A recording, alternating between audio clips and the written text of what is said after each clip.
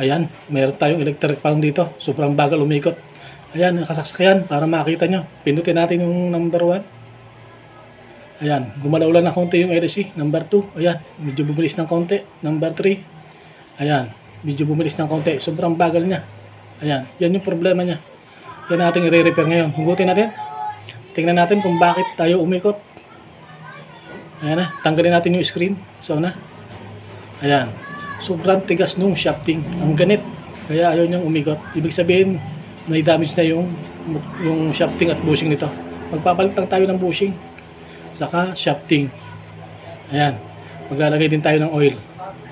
Ngayon, tanggalin na natin yung mga kunya, LC niya. Habang kinakalas natin yung mga cover, click subscribe muna, like and share na rin para marami ang makaalam at makinabang. Okay? Ayan. Ganyan lang. Tanggalin muna natin yung nasa una. Ayan. 4 na tornilyo yan. Ayan. Tanggal na. Okay. Yung likod naman. Ayan. Yung pinakang niya. Oscillation. Ayan. Nakalas na natin. Tanggalin natin yung pin. Okay. Tapos tanggalin natin yung gearbox. Tatlong tornilyo nandyan. Ayan. Kalasin natin.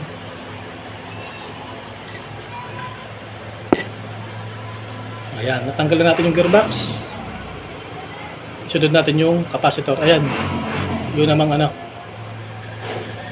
Ayan. Nabuksan na natin. Ayan yung capacitor. Tanggal na rin. Ayan. Yung gearbox na naialis na natin sa motor. Tapos yung motor naman natin, para mabuksan, may 4 na tornilyo yan, tatanggalin din natin yan. Para ma-i-open natin, makapagpalit tayo ng bushing at saka shafting. So yun yung tutorial natin. Tutorial natin ngayon, magpalit ng bushing, shafting at saka maglagay ng langis. Ayan. Ayan, hindi natin basta maalis. Sumunod yung nut, kontrahin natin. Ayan, tanggal na. Okay. Yan, nahati na natin yung motor. Tanggalin natin yung motor sa housing. Ayan. Tanggalin na rin natin yung pinakang housing niya sa neck. Ayan, tanggalin natin. Tabi muna natin dyan. Tapos, ayan, hindi matanggal yung shafting doon sa cover, sa housing. Lihahin natin. Ayan, tanggal na. Ngayon, magpapalit tayo ng bushing saka shafting. Ayan. May tama yan, kaya papalitan natin. Para siguradong tumagal yung gagawin natin. Ayan. Magpapalit tayo ng shafting. Isa lang ipakikita ko kasi pareho lang naman yan. Ayan. Ito yung cover sa una. Yan lang papakita kong palitan. Yung panghuli hindi na. Ayan. Tanggalin lang natin yung pin. Yung lock niyan. Ayan. May 3 lock yan dyan para matanggal natin yung bushing. Ayan. Natanggal na yung bushing. Ayan. Ayan, yung foam niya, yan, durog na. Papalitan natin yan. Hindi na makakasip-sip ng oil. Kaya papalitan natin. Ayan yung bushing na bago. Lagay natin. Balik natin yung ilagay natin yung foam. Maglagay na agad tayo ng oil. Okay, para matansya natin. Ayan. Okay. Ibalik natin yung metal spring. O, yan, yung metal plate kung tawag ng iba. Tapos itong metal pot holder. Yan. Iunat natin yung mga paa para maipasok natin agad dun sa butas. Ayan. Balik natin. Okay. Ilapat natin ganyan.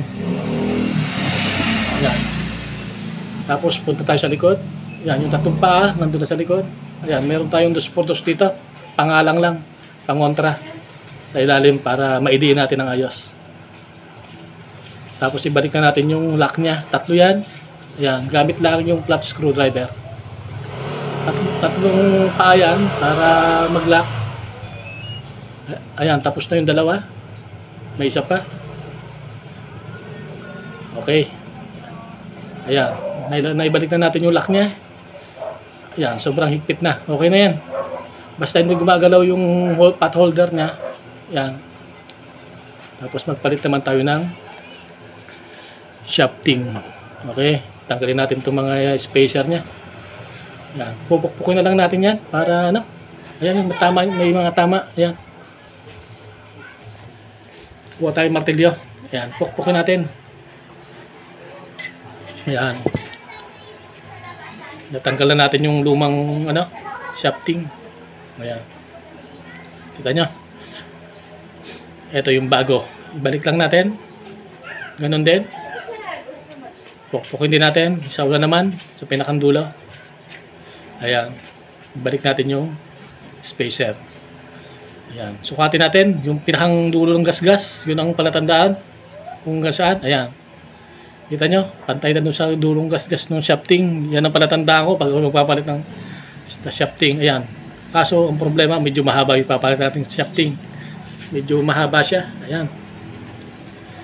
Dahil medyo mahaba siya, medyo mag-a-adjust tayo. Pahuli. Para yan. Mag-adjust lang tayo ng medyo kalahati ng bushing.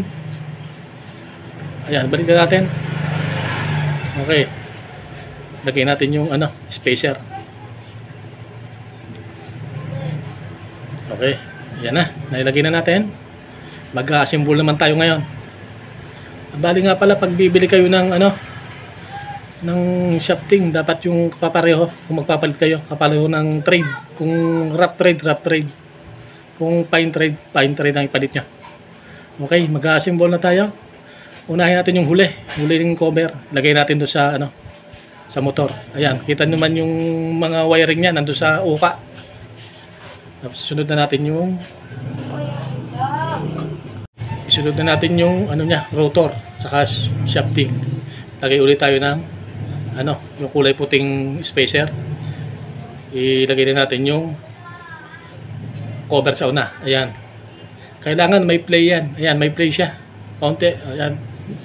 Lumalaro naman siya, nahihila, atras sa bante. Tapos, tornilyo na natin. Ayan. Yung paano nyo tinanggal, ganun din ibabalik. Babalik lang yung mga tornilyo. Ilang pirasong tornilyo lang naman yan. Bali dito sa motor, 4. Ayan. Okay. 2 pa. Ayan. May isa pa. Kailangan siguraduhin nyo na mahigpit yung ating mga tornilyo. Ayan, higpitan natin. Ilock na natin. Kailangan mahigpit yan para hindi ma-disalign yung rotor sa motor. Okay? Ayan. Pag maluwag kasi yan, maaaring ma-disalign yung rotor. Kumapit nun yung sa stator. Yung ating rotor. Hindi iikot pagka ganon. Ayan. Pre-wheel na siya. Pukpukin lang pagka medyo maganit. Ayan. Okay na. Ayan. Pre-wheel na siya. Ganda na ng ikot.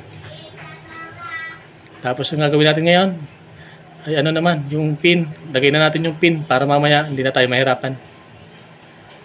Ayan. Pukpukin lang ganyan. Ayan. Nalagay na natin yung pin. Okay. Sunod natin yung ibalik natin sa neck. Sa neck niya. Sa body. O sa stand. Ilagay naman natin ngayon yung gearbox. Ibalik lang ulit natin 3 tornilyo. Okay. Ayan.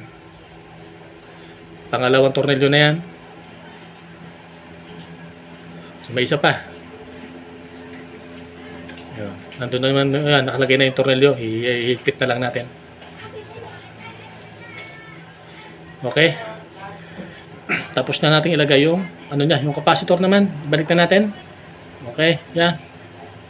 Ay, balik na natin. Ayan, pre-wheel na siya. Ang ganda ng ikot. Ngayon, tataray muna natin bago natin ikabit yung mga cover niya. Pindutin natin yung number 1. Ayan. Umaandar na siya. Kita nyo, nagsusing na rin. Ayan. Ayan. Tapos, lalagay na natin yung cover. Lagay na natin yung cover. Mamaya, yan. Nilagay na natin yung cover. Yan. Testing na natin. Ayan. Nakasaksak na yan. Saksak natin. Ayaw. Mandar na. Napakalakas na ng hangin. Ayan. Kita niya. Ayan. Hanggang dito na lang. Please like and share. Subscribe. Pakishare that para marami makinabang. Thank you.